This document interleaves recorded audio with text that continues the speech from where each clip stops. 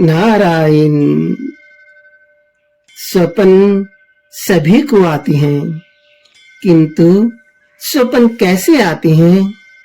इसके पीछे जीवन शैली, संस्कार, मानसिक चिंतन, परिस्थितियां, दैव, स्वास्थ्य आदि अनेक कारण हो सकते हैं। किंतु जब व्यक्ति साधना करता है तब स्वप्न आने लगते हैं कुछ ऐसे विलक्षण। कभी देवताओं का दर्शन, तो कभी वेद वेत्ता ब्राह्मणों का दर्शन, कभी दिव्य मंदिर आदि का दर्शन, तो कभी किसी दिव्य लोक का दर्शन, कभी रात्रि स्वप्न में ही सूर्य का दर्शन, तो कभी चांद तारों का दर्शन, कभी गोवों का दर्शन, तो कभी श्री गंगा जी का दर्शन, कभी गुरु का दर्शन, तो कभी साधु का दर्शन, कभी दिव्य नागों का दर्शन, तो कभी गरुड़ जी का दर्शन, कभी दिव्य हाथियों के दर्शन, तो कभी दिव्य अश्वों के दर्शन, कभी शिवलिंग के दर्शन, तो कभी इष्ट देव के दर्शन, कभी अपने इष्ट मंत्र का श्रवण, तो कभी वेद मंत्र का श्रवण, कभी गीता जी के श्लोकों का श्रवण, तो कभी रामायण की चौपाइयों का श्रवण,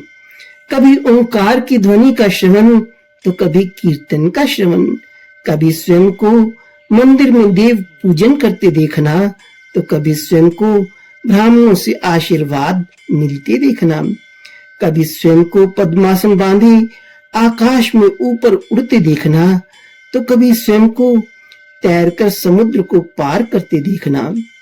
कभी स्वयं को किसी ऊंचे पर्वत पर देखना, तो कभी स्वयं को किसी वृक्ष के नीचे ध्यान करते देखना, कभी दिव्य देवियों का दर्शन करना, तो कभी स्वयं को खीर आदि दिव्य पकवानों को खाते देखना, कभी दिव्य वानरों को देखना, तो कभी मोर को देखना, कभी वर्षा को देखना, तो कभी वेद आदि दिव्य ग्रंथों को देखना, कभी स्वर्ण मुद्राओं को देखना, तो कभी स्वयं को दिव्य पुष्प मालाएं पहने देखना, कभी ध्यानस्थ सिद्धों साधकों का दर्शन, तो कभी कीर्तन करते पुण्यात्माओं, अपने श्रद्धालुओं अथवा परिचितों का दर्शन, कभी पीपल वृक्ष आदि का दर्शन, तो कभी बिल्व अथवा वट वृक्ष का दर्शन, कभी मंदिरों में हो रही दिव्य आरती का दर्शन, तो कभी दीप मालाओं का दर्शन, कभी माता पिता का सौम्य रूप में दर्शन, तो कभी अपनी शंकाओं का